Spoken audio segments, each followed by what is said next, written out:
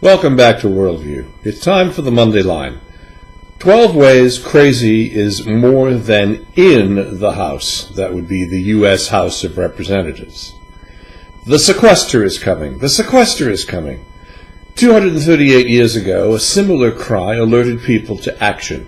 Substitute the word British for sequester, and an entire community of Boston took up arms to defeat the oncoming redcoat British attack. Now, the 113th Republican-led House of Representatives is facing a threat of their own making, as automatic across-the-board spending cuts, known as sequestration, will threaten the nation's credit rating this Friday, costing some 700,000 jobs, and could plunge the world's largest economy back into recession. Now, instead of working feverishly on a solution, Congress has been vacationing. And after having worked a brutal 15 days since reconvening in January, indeed, the actual number of days this Congress is scheduled to work in the normally time-shortened month of February is only 11 of a possible 19 workdays. And at an average salary of $173,000 US per member, they might reasonably be expected to work a few Saturdays and more than 8 hours per day. Instead, they've created a series of mostly forgettable headline moments. Now, as elected representatives of the people, they seem incapable of avoiding self-immolation.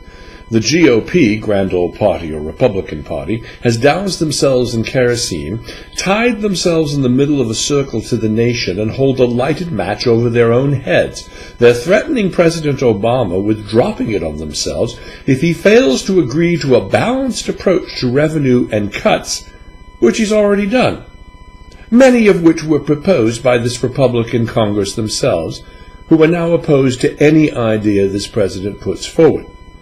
Now, the GOP is trying to play a blame game, but more than half the U.S. population places that blame squarely at their feet.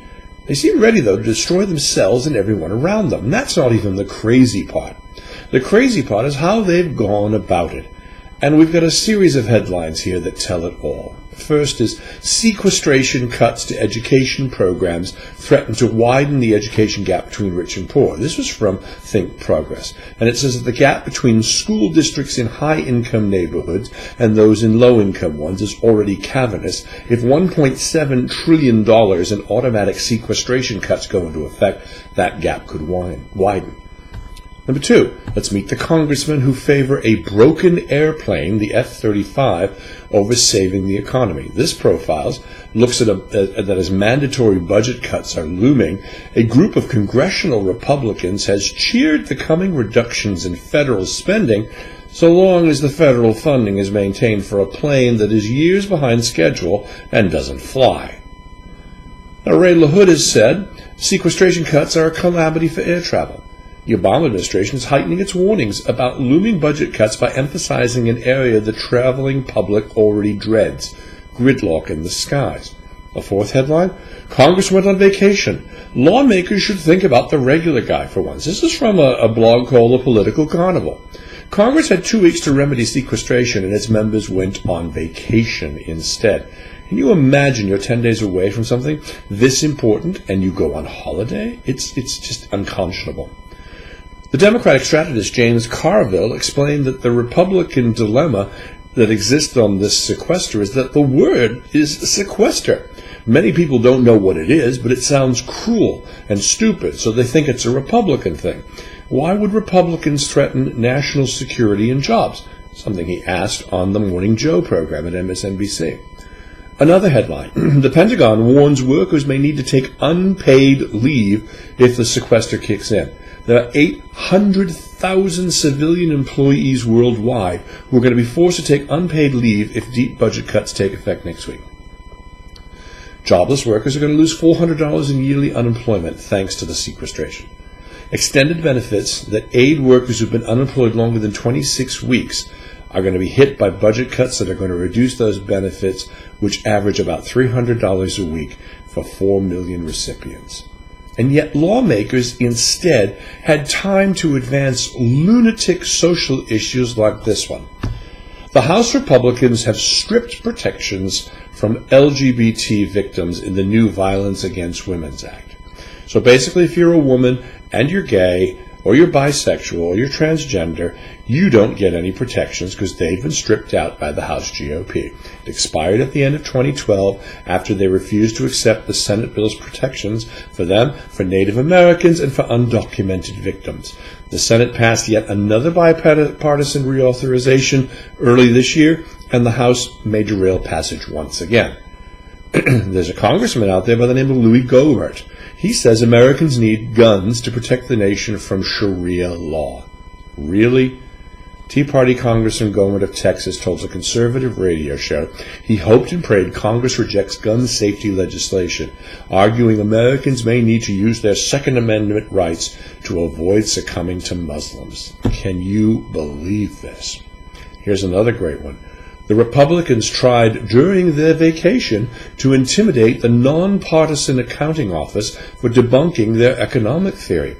Now, this nonpartisan report showed that tax cuts for the rich, which is very contrary to GOP orthodoxy, has a minimal effect on economic growth and job creation.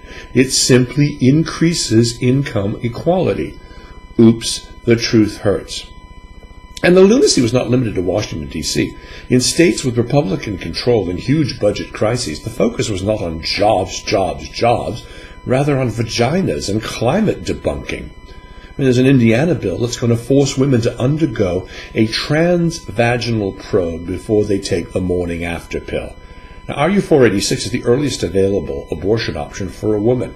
It's very successful if it's taken days after you think you may have had unprotected sex. And a new bill in the Indiana State Senate would require women to undergo a transvaginal ultrasound before they're permitted to simply swallow the medication. Oh, but Kansas is even crazier. Their bill would require teachers to misinform students about climate change. Kansas joins Texas, Louisiana, Tennessee, and Oklahoma as the fifth state to cast climate change as a, quote, controversial, close quote, topic. It's only controversial in political and polluter circles, not the scientific community, where 97% of climate scientists actively publishing out there agree that climate change is human-caused.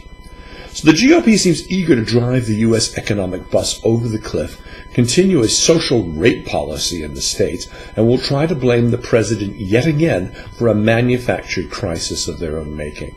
The problem is the American people are not buying it. Speaker Boehner appears to have no control over his party to stop it.